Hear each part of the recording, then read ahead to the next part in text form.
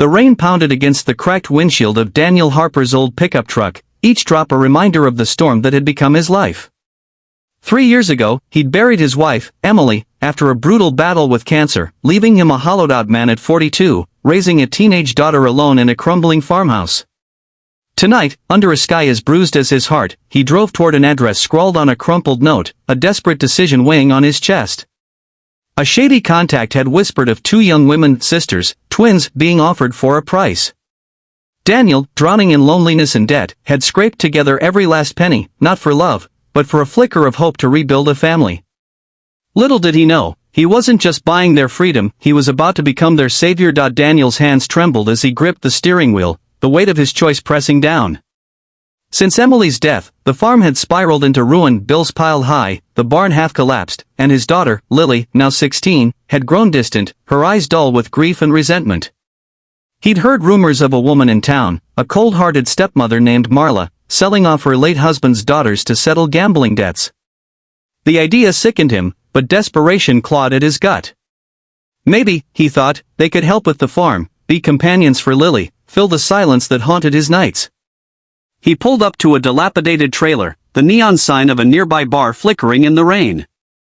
Marla emerged, a wiry woman with sharp eyes and a greedy smirk, ushering out 2 figures, twin girls, barely 20, their faces pale and eyes wide with fear. The twins, Clara and Chloe, stood shivering in thin dresses, their blonde hair matted from the rain, identical yet distinct. Clara's gaze burned with defiance, her jaw tight, while Chloe's hands twisted together, her eyes darting like a trapped animal. Marla thrust a grimy envelope of cash from Daniel's trembling hands, snarling, "They're yours now." Good riddance. Daniel's stomach churned as he saw the bruises on their wrists, the hollows of their cheeks. "Come on," he muttered, voice gruff but gentle, opening the truck door. "I'm not gonna hurt you." The girls exchanged a glance, silent, and climbed in, their fear palpable. As he drove home, the silence was thick, broken only by the rain and Chloe's quiet sniffles. Daniel's heart sank. Had he just made the worst mistake of his life? Back at the farmhouse, the challenges began to pile up like the unpaid bills on his kitchen table. Clara and Chloe were wary, flinching at sudden movements, barely speaking. Lily, furious at her father's decision, stormed to her room, yelling, "You bought people? What's wrong with you?" Daniel tried to explain his loneliness, his hope for help, for family, but the words felt hollow. The twins' story unraveled slowly. Their father had died 2 years prior, leaving them with Marla, a stepmother who'd turned cruel, starving them, beating them, and finally selling them to the highest bidder. Clara, the bolder one, whispered one night, "She said we were a burden. Said this was our purpose." Daniel's chest tightened with guilt and rage. How could he fix this? The first challenge was trust. Clara and Chloe hovered together, watching Daniel like hawks, expecting cruelty. He gave them a spare room, old quilts, and space, but they'd hoard food from dinner, hiding bread in their pockets as if he'd take it away. Daniel, unsure how to bridge the gap, started small, leaving fresh eggs from the chickens, fixing a broken window in their room. One evening, Chloe, the softer twin, caught him repairing a chair, her voice trembling. "Why are you being nice?" Daniel paused, hammer in hand, and said, "Because you deserve it. I'm not like her." Slowly, Chloe's shoulders eased, but Clara remained guarded, her eyes daring him to prove himself. The farm itself was another hurdle. The fields were overgrown, the tractor broken, and a bank notice loomed, threatening foreclosure. Daniel, no stranger to hard work, taught the twins basic tasks, feeding chickens, weeding the garden. Clara threw herself into it, her hands callousing as she yanked roots, channeling her anger into the soil. Chloe, gentler, hesitated but found solace in tending the goats, whispering to them as if they understood her pain. Lily, however, rebelled, refusing to help, her resentment boiling over. One night, "You replaced Mom with them." Daniel knelt before her, eyes wet, and said, "No one replaces her, Lily. I'm trying to save us." The words hung heavy, a crack in her armor. Money was the next beast. Daniel's savings were gone, spent on the twins, and Marla's shadow lingered. Rumors spread that she'd hired a thug to reclaim the girls for a richer buyer. One night, a truck roared up, a burly man banging on the door, yelling, "They're mine." Paid Marla double. Daniel, heart pounding, grabbed his old shotgun, standing firm as Clara and Chloe cowered behind him. "They're not property," he roared, voice shaking but steady. Get off my land. The man backed off, but the threat lingered, a dark cloud over their fragile peace. Daniel stayed up nights, watching the driveway, exhaustion carving lines into his face. The emotional toll was crushing. Clara's defiance clashed with Daniel's patience, her anger erupting one day when he asked her to rest. "You don't own me. I'm not your slave."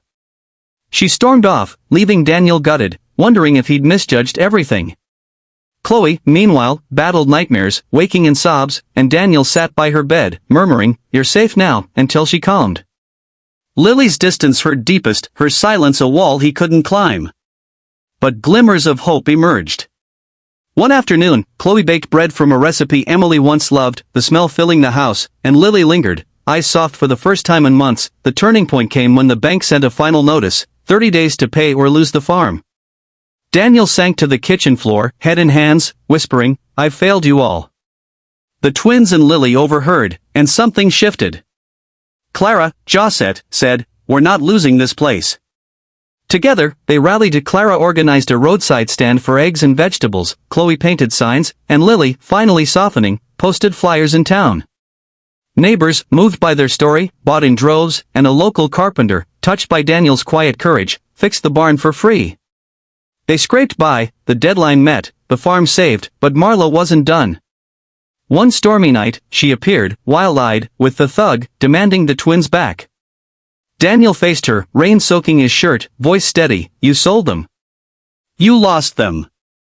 They're family now." Clara stepped forward, fierce, "We're not yours anymore." Chloe, trembling but firm, nodded. Lily, clutching Daniel's arm, shouted, "Leave us alone." Marla, outnumbered and outmatched, fled with her hired muscle, the rain swallowing their retreat. The four stood together, soaked and shaken, but united. In the weeks that followed, the farmhouse transformed. Clara laughed for the first time, teaching Lily to braid cornstalks.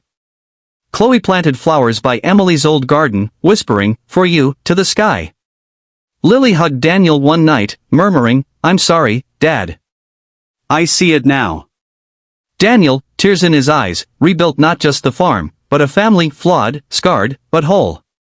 The twins, once sold and broken, found purpose. Clara dreamed of college, Chloe of a bakery. Daniel, the struggling widower, had bought their freedom, but in their courage, their healing, he became their savior, and they his. As the sun set over the fields, golden light bathing the mended barn, Daniel stood with Clara, Chloe, and Lily, their hands linked. The storms of the past, grief, fear, loss, had forged something stronger. They weren't just survivors, they were a family, proof that even in the darkest deals, hope could bloom. For anyone watching, the message rang clear: no matter how broken life seems, kindness, grit, and love can rebuild it, piece by painful piece, into something beautiful.